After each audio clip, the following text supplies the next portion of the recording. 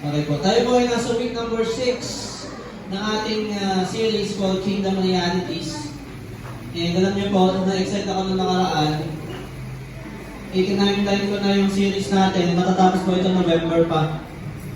And then pagdating po natin ng December, babalik po tayo ng Matthew chapter 1. Dahil kung sa mga nakakaalala po, sa nakasimula ng series natin, nag-start po tayo ng Matthew chapter 4. Yun po ay pinagpalay ko sa Lord. Galing nga ng Lord, saktong-sakto lahat eh. Kasi pagpatak ng December, nasa Matthew chapter 1 po tayo ulit. Tsaka po tayo babalik kasunod ng Matthew chapter 14. So sa mga nakasunod po, congratulations sa inyo. Sa mga hindi, lahat po ito ay uploaded sa ating YouTube channel para po meron kayong pwedeng balikan.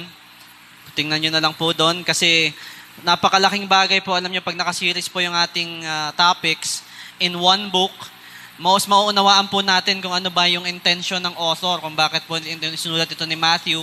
Again, Matthew was a tax collector, isa po siyang outcast, wala siyang kaibigan. And then one day, Jesus met him, called out to him, at siya ay naging isang disciple, binago ang buhay niya, and his life was used. Kaya po ngayon binabasa natin ito from the book of Matthew. At kung paano po binago ng Panginoon si Matthew at nagamit, ganun din po tayo. Pwede rin pong baguhin ng Diyos ang ating buhay kung tayo po ilalapit sa Kanya. At ngayon po, very interesting. Yung topic natin po ngayong umaga, nasa dulo na po tayo ng Matthew chapter 12. This is one of the most interesting things at very relevant sa pinagdadaanan po natin ngayon as a church. Tingnan mo muna kayong katabi mo. Tingnan mo lang. Yan. Mamaya kasi malalaman nyo kung bakit. Okay? At kung meron po kayong mga Bibles, sino merong physical Bible? Patingin nga po ng mga Bible na niya. Ayan, amen. Praise God. Bagong order yan, no? Nakita kayo sa bahay. Umorder si Clarence ng Bible. Nakita, may parcel dito. Kanino kaya to? Paghawak ko, yung libro. Sabi ko na, Bible yan. Yan ba yun? Tama ako. Oh, yan. Masaya yan pag meron kayong Bible na sarili. Ako po ay personally, meron akong Bible pero sa bahay ko lang po ginagamit dahil may Bible din naman po ako dito. Pero maganda po meron kayong sarili nyo para nakakapagsulat po kayo. And soon po, meron po tayong discipleship book. Praise the Lord kasi meron pong nagbigay sa atin libre. Ayan po, pakita mo nga, itaas mo. Ayan. Soon po, lahat kayo magkakaroon din yan. Ira-run po natin. Ayan, libre po yan. Tsaka po kung meron sa inyo gusto mag-share at nahihirapan kayo, kung maalala nyo po nung panahon natin sinauna, meron po tayong tinatawag na gospel tracts. Ayan po, meron po tayo sa likod. Pakita mga Orlan yung tracts natin. Pwede po kayong kumuha kahit ilan ang gusto ninyo mamaya. Ayan, kaya halimbawa gusto nyo mamigay lang sa jeep, ganyan. Mamigay kayo sa bus, ganyan. O bigyan nyo yung kaibigan nyo para makakilala siya sa Panginoon. Pwede po kayong kumuha kahit ilan, libre po yan. Meron pong nagbigay sa atin sa biyaya po ng Panginoon. Ayan, napakabuti po ng Lord sa ating church. Ayan, excited nga mga leaders po natin sa discipleship na yan na gagawin po natin. At kung meron po kayong mga Bible, ayan, balik na po tayo sa ating series. Buksan niyo po sa Matthew chapter 12 at tatakbo po tayo from verse 46 hanggang verse 50. Okay po, Matthew chapter 12 verse 46 to 50. Magbabasa po ako ulit sa ESV version, English Standard Version. Okay po, kung nandiyan na po kayo, basahin po natin Matthew chapter 12 verses 46 to 50. While Jesus was still talking to the crowd, his mother and brothers stood outside wanting to speak to him. Someone told him, "Your mother and brothers are standing outside wanting to speak to you." He replied to him, "Who is my mother and who are my brothers?" Pointing to his disciples, he said, "Here are my mother and my brothers. For whoever does the will of my Father in heaven is my brother and sister and mother." Manalangin po tayo. Aming Amang makapangyarihan sa lahat, maraming salamat. Pagkat may ituturo ka po ngayong bago sa amin ngayong umaga. Nawa Panginoon, lahat ng bagay na ito ay manggaling sa pangungusap ng iyong banal na Espiritu at sa pagkakasulat ng iyong mga salita, Panginoon, na kailanman ay hindi mawawala sa mundong ito, Panginoon. Maraming salamat at buksan mo po ang aming pangunawa. Matanggap namin ito, Panginoon, not biased, kung paano ito ay sinulat, Panginoon. Nang ito ay nasulat 2,000 years ago, ngayon ito ay nasa aming mga kamay, matutunan namin kung anong gusto mong iparating sa amin nang ito ay sinabi mo, Panginoong Jesus. Maraming salamat po sa pangalan ng aming Panginoong Jesus. Amen and amen. Okay, so kung maalala po ninyo last week, okay, si Jesus ay, sino po nakakaalala ng topic natin last week? Ano pong pangalan ng ating topic last week? Sino po nakakaalala? Clue, merong isda. May kinain ng isda, the sign of Jonah, naalala po ninyo? And si Jesus, that time, medyo mainit na yung pagtatalo with the Pharisees. So kung makikita po natin yung pagkakasunod-sunod ng narrative ni Matthew sa pangyayari sa buhay ni Jesus dito sa panahon na ito and with the disciples, nagtatalo-talo sila. And then, pagdating po sa verse 46, habang nagsasalita pa si Jesus sa mga tao, biglang dumating yung pamilya, yung nanay ni Jesus, which is Mary, and yung mga kapatid niya, standing outside wanting to speak to Him. Imagine this scene. Ipasok po natin yung ating sarili sa ating binabasa in the Bible. Okay po? Imagine this thing. Si Jesus ay nagtuturo. Halimbawa po, katulad ko nito ngayon, nagtuturo po ako sa inyo at nagsasalita, maaaring nakikipagtalo pa si Jesus doon sa mga Pariseo, teaching and surrounded by a crowd, and then biglang dumating yung kanyang pamilya. Sabihin mo nga sa katabi mo, family. Ayan, para ka ng si Dominic Toretto. Kailangan niya si Dominic Toretto. Okay. Pakidakip nga ito. Mga Guardia Civil. Pakidakip nga ito. Ayan. Dakpin. Ibaltuloy na yung mga yan. Ayan. Okay. Okay, nasa na po tayo. Jesus is teaching and then suddenly, merong nag-interrupt sa kanya habang nagsasalita siya and then sabi, merong, andyan po yung iyong nanay at yung mga kapatid sa labas. And then, very interesting po ito kasi in that culture, kung babalik po tayo sa kultura ng mga Hudyo, ng mga Israelita, sobrang laking deal po ng pamilya sa kanila. Very big deal ang family. Actually, family is everything. Kung makapanood na kayo ng Fast and Furious, yes, ka-level ni Vin Diesel, ni Dominic Toretto, yung pagpapahalaga ng mga ito sa family. Okay? Family was everything to them. To honor family was to honor God sa kultura ng mga Israelita. Halos kapareho po sa atin sa mga Pilipino. Pero Jesus responded in a way na medyo nagulat yung mga tao. Kasi this is very countercultural. Biglang sinabi ni Jesus, who is my mother and who are my brothers? Sino ang aking nanay at sino ang aking kapatid? And then tinuro niya yung kanyang mga disciples. Ang sabi niya, here's my mother and here are my brothers. Those whoever does the will of my Father in heaven is my brother and sister and mother. Hindi po nare-reject ni Jesus yung kanyang pamilya. Okay po? Tanggalin po natin yung misconception na nire-reject ni Jesus yung pamilya niya na kung saan siya lumaki. Okay po? He is redefining what family means in the kingdom of God. Gusto ko po na huwag kayo magkaroon ng misconception sa inyong mga isip kung hindi makita niyo kung ano ba yung tinuturo ni Jesus. At ngayon po umaga nito, our topic is called Beyond Bloodlines. Sabihin mo nga sa katabi mo, Beyond Bloodlines. Pasok po tayo sa ating mga pag-aaral. Una-una, the context, Jesus is drawing a line. Okay, papasok tayo sa konteksto. Balik tayo sa verse 46. Sabi po dyan, while Jesus was still talking to the crowd, his mother and brothers stood outside waiting to speak to him.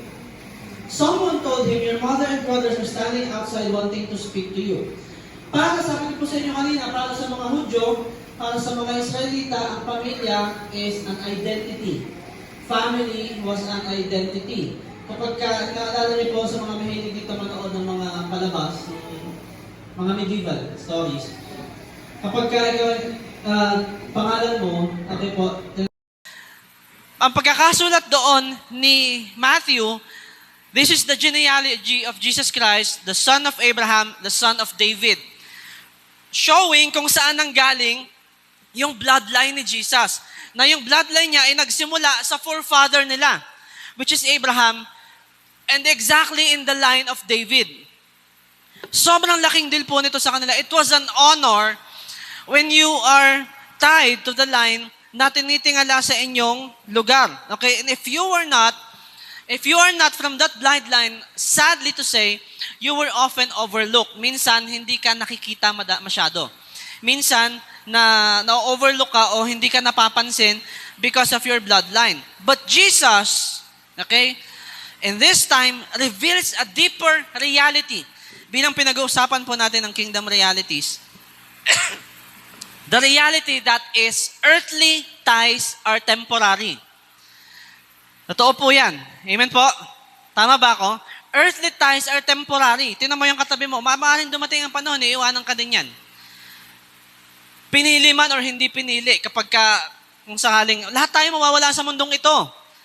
Amen?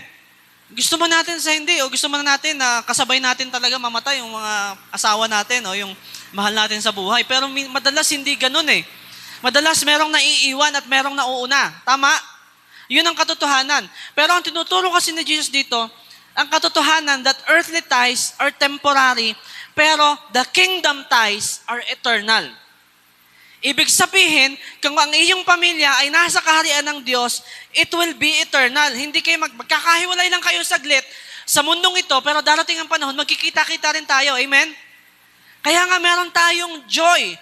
Every time na meron tayong kasama na maalam sa mundong ito, pero alam natin na ginawa niya at sinunod niya yung pagbinagagawa ng Panginoon sa kanya, minsan may mga kilala ako, pastor, hindi sila nagsasabi ng condolence eh. Kasi alam nila na darating ang panahon, magkikita din sila. It was just temporary separation, pero darating ang panahon, magkakasama-sama din tayo. Your last name, ano man ang apelido mo, okay, in this world, may describe your history or your story, but your obedience to God defines your destiny. Kung ano yung ginagawa mo in the kingdom of God, it will define your eternal destiny. The kingdom doesn't revolve around where you came from. Kung ano man, halimbawa, ito, mga pamilya ito ng mga pastor. Ay, pamilya ito, alam na yan, magpapastor yan, pastor. Pero, it doesn't define. Okay? Maaaring may mga sumibol na pastor galing sa mga pamilya na dati unbeliever. May mga kilala po akong ganito. First generation Christian sa family nila, naging pastor. Di ba? First generation, tapos bigla magiging pastor. Nakakilala sa Diyos, sumunod sa Diyos, na-reveal yung pagkatawag. Yun pala yung pagkatawag niya. O magiging isang worship leader. It doesn't revolve around kung saan ka pinanganak o ano yung apelido mo, but it revolves around who you belong to.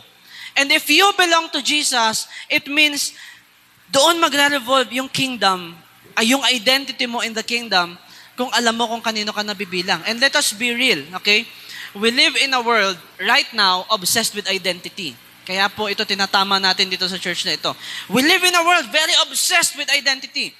Nakaraan linggo lamang, meron tayong isang kapatid na namatay, pinatay, because of his views, because he's telling the truth about these identities. Sinasabi niya lang, and si Jesus din mismo, because he's telling the truth, he was crucified to a cross. The disciples themselves, mga nauna sa atin ng mga disciples, the martyrs, the apostles, they were killed because they were speaking about the truth. Okay po? Sobrang obsessed ng panahon natin sa identity. Ano yung apelido mo? Kaninong pamilya ka nang galing? At anong ethnicity mo? Anong kulay mo? Anong race mo? Sobrang obsessed natin sa identity. But Jesus says, in this passage, your last name doesn't get you in the kingdom. Hindi porket anak ka ng pastor, papasok ka na kasaharap ka na. Who's really family? Sino ba talaga ang pamilya natin? In verse 48, balikan po natin, he replied to him, who is my mother? Sino ang aking nanay at sino ang aking mga kapatid? Verse 49, pointing to his disciples. Imagine kung gaano katindi yung nangyayari doon sa setting na yon. Tinuro niya yung kanyang mga disciples na nakikinig din sa kanya at that time, and then sabi niya, here are my mother and my brothers. Basically, this is my family. Bakit? Jesus looks at his disciples, ordinary guys, mga mangingisda, may tax collector pa, merong zealot, di ba? Iba-iba yung pinanggalingan nila, merong businessman. Ordinary guys, hindi sila royalty, hindi sila pariseyo, wala silang karamihan sa kanila, hindi ganun yung pinag-aralan, okay? Hindi sila galing sa mga elite na family. Hindi ka natin alam kung anong apelido ni Peter. Alam na natin, Simon Peter, di ba? From Capernaum. Si James, si John. Yun lang alam natin pangalan nila. Not from elite families. And Jesus says, tinuro sila, here are my family. These people are my family. Sobrang radical ng pagkakasabi ni Jesus sa bagay na ito. Bakit? Sinasabi ni Jesus, loyalty to God is greater than loyalty to culture. Pangalawa, spiritual family is greater than earthly family. Tignan mo yung katabi mo, yan yung pamilya natin. Tignan mo yung, yan. Yan yung pamilya mo. Okay? The kingdom is the great equalizer. Ibig sabihin, it is greater. Yung mga taong sumusunod sa Diyos, ito yung pamilya natin. It doesn't matter. Kaya dito sa church na to, tignan mo nga ulit yung katabi mo, pamilya mo yan. That is why we're always saying, family yung culture natin sa City Disciples. Okay po? Very central sa isang pamilya yung kultura natin in City Disciples. Kaya in this church, it doesn't matter kung sa pamilya mo, in your biological family, ikaw yung black sheep. Sino dito yung black sheep sa pamilya? yung laging nakapagalitan, yung laging marami dito sa atin came from broken families. Marami dito merong trauma, merong abuse. Okay? But it doesn't matter because in this church, in the body of Christ, we are all family. Amen? Ito yung sinasabi ni Jesus. If you follow Jesus, you belong. Sabihin mo nga sa katabi mo, you belong. Kung sumusunod ka sa Panginoong Jesus, you belong in the family. Okay po? Jesus is defining this for us in this passage. Pinapakita sa atin na tayo yung pamilya. Okay po? In number 3, the proof. Ito yung proof na parte ka ng pamilya. Okay po? Doing the Father's will. Sabi sa verse 50, for whoever, i-note po ninyo, highlight ninyo yung word na whoever. Ibig sabihin, hindi lamang yung mga kasama natin dito, yung pamilya natin. Ang sabi dyan, whoever. Ibig sabihin, lahat ng sumusunod kay Jesus, kapamilya natin. Amen? At lahat ng susunod pa na mababahaginan mo ng salita, magiging parte ng pamilya natin. So it doesn't matter kung matagal ka na sa church, o kakabalik mo lang, o ngayon ka lang naka-attend. Kung sumusunod ka kay Jesus, you are family. Amen? That is what is very sweet in what Jesus is teaching. Yung verse 50, this is the test. This means, hindi ito about church attendance. Okay? Itama po natin. Hindi porket umattend ka ng church, ito na yung sinasabi ni Jesus. It is not about church attendance. Hindi porket nasa ID card mo o nasa birth certificate mo nakalagay Christian. It is about obedience. Period. Kung sumusunod ka kay Jesus, if you obey the Father's will, then you are family. That is the test. Yun yung proof na tayo ay sumusunod kay Jesus. And let us be blunt. You can claim to be family with Jesus if you are living in rebellion against the Father. Kung hindi ka naman sumusunod sa Diyos, how dare you say that you are family? Ito po yung gusto nang itama na sa atin ngayon. Na it is also an encouragement po para sa inyo at para sa ating lahat na magpatuloy tayong sumunod sa Panginoon. Because if you are living in rebellion sa mga sinasabi sa atin ng Panginoong Jesus, how are we going to be family according to sinasabi ni Jesus sa verse na ito? Okay po? Amen? Mamaya medyo magiging practical po tayo. Tapusin lang po natin itong mga points natin. Number 4, what this means for us. Kanina nakita natin, Jesus is talking to these people na kaharap niya. Okay po? Pero kung i-apply natin ito sa sarili natin, sa panahon natin ngayon, anong ibig sabihin nito? Ibig sabihin po nito, yung identity natin is, in this family, you are a child of God. Okay po? Pinaalala lang sa akin po ng Panginoon. Ngayon, thank you Holy Spirit. Basahin po natin ang John 1:12 and 13. Okay po? Madalas natin ikinokot ang John 1:12 eh. Pero tingnan natin yung kasunod. Kasi magkasunod yan eh. John 1:12 hanggang 13. Gusto ko nga po kayo i-challenge na i-memorize tong buong chapter na to. Actually, I am on the way na minamemorize ko po ito from John 1:1. In the beginning was the Word, and the Word was with God, and the Word was God. Gusto ko po na ma-memorize natin ito kasi ito po yung nagpapatunay that Jesus Christ is God. Punta po tayo sa 12. But to all who did receive Him, who believed in His name, He gave the right to become children of God. Binigyan ng karapatan na maging mga anak ng Diyos. Sa verse 13, who were born not of blood. Kaya po yung title natin kanina, Beyond Bloodlines. Thank you, Holy Spirit, sa pagpapaalala. Who were born not of blood, nor of the will of the flesh, nor of the will of man, but of God. Hindi po natatapos ang sinasabi na lahat tayong tumanggap. Yun ay response po natin, okay? Yung number 1 na yun, that is our response. Pag tinanggap natin siya, all who did receive Him, and naniwala sa kanyang pangalan, binigyan ng karapatan na maging mga anak ng Diyos. We are children of God. Sabihin mo sa katabi mo, children of God. Sabi sa kasunod, who were born, hindi sa dugo, hindi sa kalooban ng laman, hindi sa will of man, kung hindi born of God. Ibig sabihin, konektado po ito sa sinasabi kanina sa Matthew, that if you are obeying the will of the Father, then you are family. Amen? Gusto ko po naintindihan po ba natin? Is it making sense to us? Ngayon, in community, ano pong ibig sabihin nito sa community natin kanina? That is our identity. You are a child of God. Don't let others tell otherwise. Okay? Pag sumusunod ka sa Panginoong Jesus, you received Him, you believe in His name, you are a child of God. Okay? Kahit ano pang sabihin sa'yo, you are in the process of sanctification. Okay, you are justified by the blood of Jesus and you are in the process of sanctification. Kaya sabihin nila, pa-church ka pa, ganyan naman ang ugali mo, ganito ka naman, ganyan ka naman. Huwag mong pakinggan yun.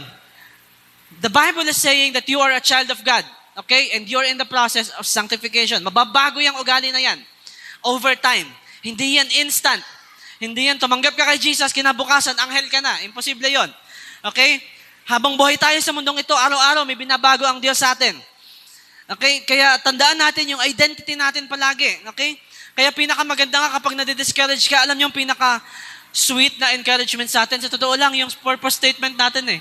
Ang pinaka doon sa purpose statement natin, ako ay anak ng Diyos sa pamamagitan ni Jesus. Yun yung identity natin. Amen? Kaya nakaukit yan sa puso ng City Disciples. Tayo ay anak ng Diyos sa pamamagitan ni Jesus. Di ba? Ngayon na sa community, ang church po ay hindi lamang gathering, hindi lamang po tayo nagtitipon-tipon dito para sa isang ritual o kung ano pa man gagawin natin sa lugar na ito. We are gathering here because we are family. Amen? Kaya nga, alam niyo po, kapag talaga mas naanuan ninyo, kami nga halos araw-araw na kami magkakasama dahil sa DJ. Araw-araw kami magkakasama kumain. Kaya po ito po, medyo maging practical tayo. If we as a community, is a family, this means, hindi lang tayo basta umaattend ng service o ng church. It means we care for one another like brothers and sisters. Let me say that again. Hindi tayo para umatendang ng church, tapos paglabas mo ng church, wala ka nang pakialam sa katabi mo. Tinamulat yung katabi mo. It means we care for one another. Ito po yung kinakainis ko as a pastor. Okay? Yung mga tao, alam niyo po, hindi pa may turing nyo sa amin. Kung ganito yung pinagdadaanan nyo, alam mo yung wala na kayong makain.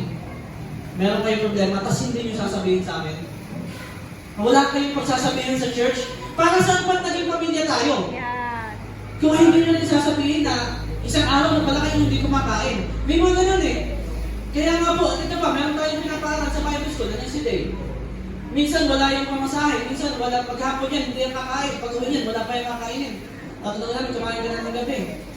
Kung meron ko naman kayong extra, magtulungan po tayo. Para sa church din natin yan. Tanong nyo siya, kumain kayo na ba? May baon ka ba ngayon? Marami tayong estudyante dito, baka mamaya may mga estudyante tayo pumapasok. Wala pala kinakain sa school. Am I making sense? Para saan ba naging pamilya tayo kung hindi tayo magtutulungan? Amen? Amen. At kung ikaw yung nakakailangan naman ng tulong, huwag kang mahiya, humingi ng tulong. Gagawa natin ang paraan. At mag-send ka ng number sa GC, pwede na ako konti. Di ba? Ito po yung Gcash ko. Hindi na po ako makaka-uwi eh. Di ba? Alam mo yan, sakto na lang yung pera sa ulos na laglag pa. May mga ganun na instances eh, di ba? Tapos minsan, mamumproblema ka, paano kaya ako uuwi? May pamilya ka! Okay? Sabihin mo sa kapatid mo, may pamilya ka. Tandaan natin that we are a family in this church.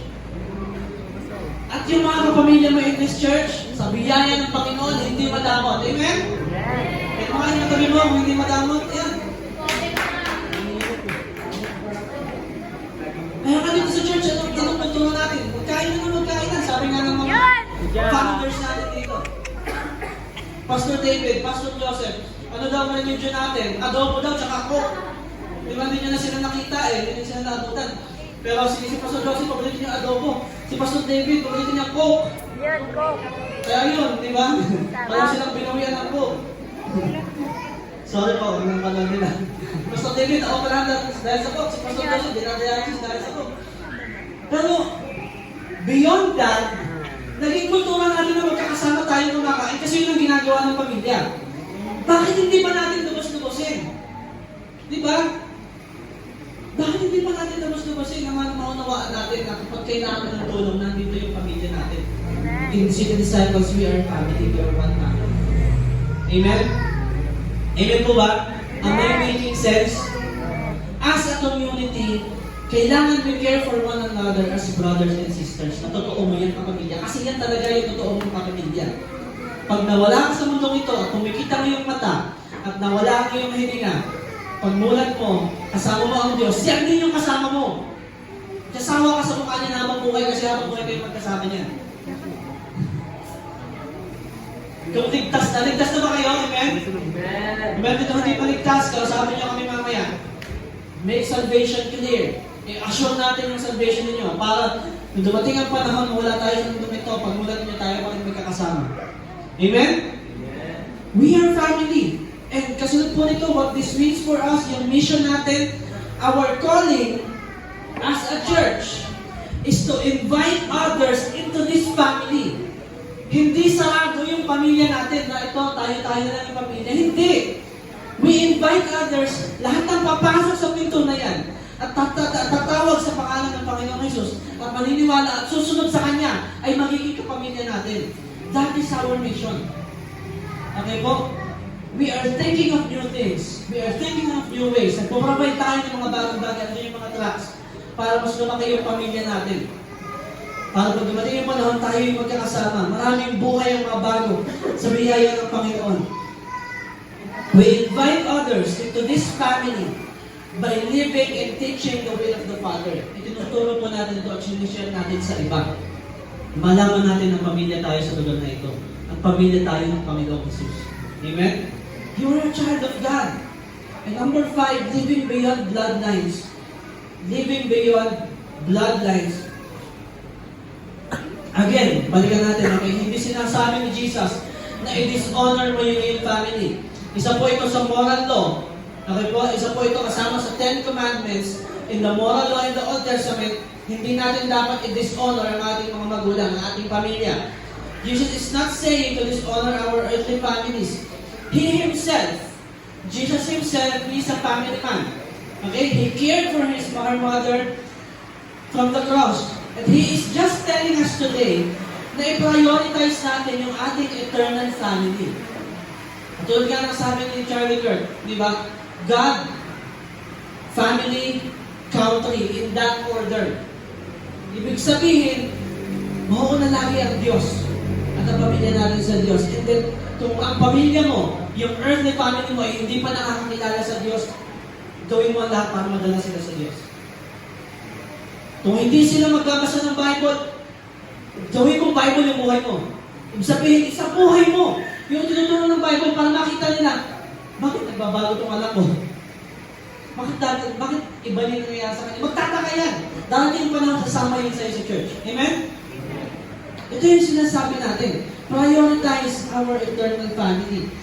I-treat po natin yung ating mga, hindi i-treat sa mga milky ituloy po natin yung ating mga spiritual brothers and sisters ng same honor na binibigay po natin dun sa mga kamag-anak natin by blood. Okay po? Amen? Amen ba? Naunawaan niyo po, malino ko yung sinasabi ko. If you have questions, you can ask me. Align your life with the will of God about cultural pressures, or even family expectations dahil dito po meron kayong pamilya dito.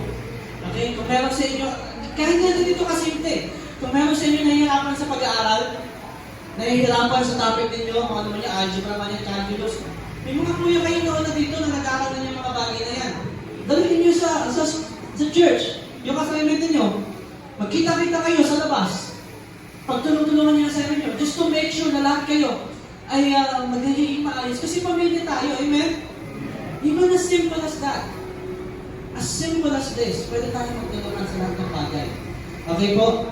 We have to live with the assurance na yung totoong pamilya natin is eternal and held together hindi lamang ng dugo na meron tayo, kung hindi by the blood of Jesus Christ.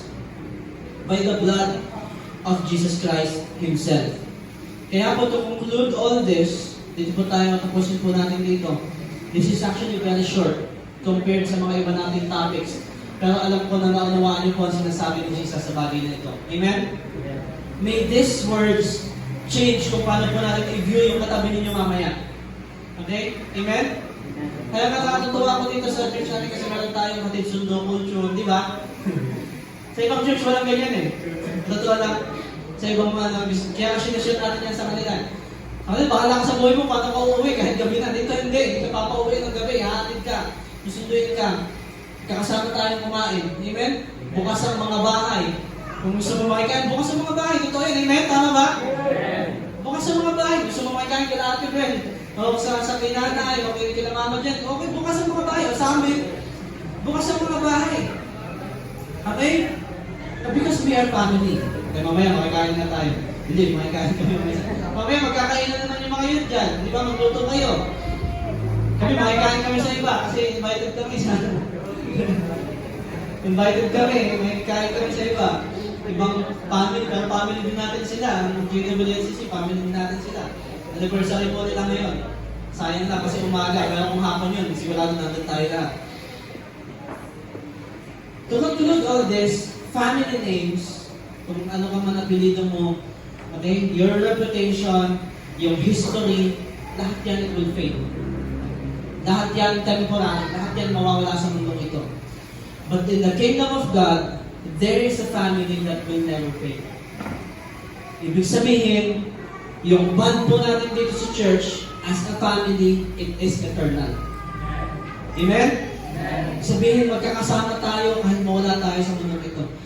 And Jesus is asking us today, katulad ng pagtatanong niya sa mga disciples at this time, who is my mother and who are my brothers? And He is answering, whoever, hear this, whoever does the will of my Father in heaven is my family. Amen? This is what it means to live beyond love lines. Tumayo pa tayo lahat at tayo manalangin.